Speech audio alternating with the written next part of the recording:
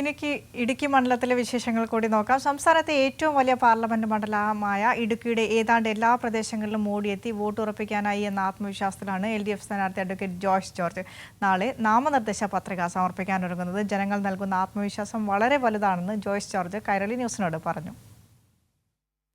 ഇടുക്കിയുടെ ഓരോ പ്രദേശത്തിനും ഓരോ ആവശ്യങ്ങളും ആവലാതികളുമുണ്ട്.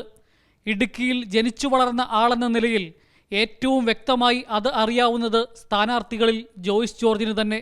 ഓരോ സ്വീകരണ കേന്ദ്രത്തിലും അതുകൊണ്ട് തന്നെ ആ പ്രദേശത്തെ തൊടുന്ന കാച്ചിക്കുറുക്കിയ പ്രസംഗം. 2014 മുതൽ 19 വരെ പാർലമെന്റ് അംഗമായിരുന്ന കാലത്ത് ഈ നാടുമായി ബന്ധപ്പെട്ട് നമ്മളുടെ പാർലമെന്റ് നിയോജക മണ്ഡലവുമായി ബന്ധപ്പെട്ട് ജനങ്ങളെ നേരിടുന്ന എല്ലാ വിഷയങ്ങൾക്കകത്തും കൃത്യമായി ഇടപെടാൻ അന്ന് പാർലമെന്റ് അംഗം എന്ന നിലയിൽ ഞാൻ പരിശ്രമിച്ചിട്ടുണ്ട്. എല്ലാ വിഷയങ്ങളും പരിഹരിക്കപ്പെട്ടോ എന്ന ചോദ്യത്തിന് എല്ലാ വിഷയങ്ങളും പരിഹരിക്കപ്പെട്ടിട്ടില്ല എന്ന് തന്നെയാണ് ഉത്തരം. പക്ഷേ കുറേയേറെ വിഷയങ്ങൾ പരിഹരിക്കാൻ സാധിച്ചു. ഓരോ സ്വീകരണ കേന്ദ്രങ്ങളും പിന്നിടുമ്പോൾ ആത്മവിശ്വാസം വർദ്ധിക്കുകയാണ് എന്ന് സ്ഥാനാർത്ഥി തന്നെ സാക്ഷ്യപ്പെടുത്തുന്നു. ആളുകൾ വളരെ ഊഷ്മളമായാണ് നമ്മളെ സ്വീകരിക്കുന്നത്, വലിയ പിന്തുണയാണ് നൽകുന്നത്. ഈ തെരഞ്ഞെടുപ്പിൽ നമ്മൾ ജയിക്കുമെന്നുള്ള കാര്യത്തിൽ ഒരു സംശയവും വേണ്ട.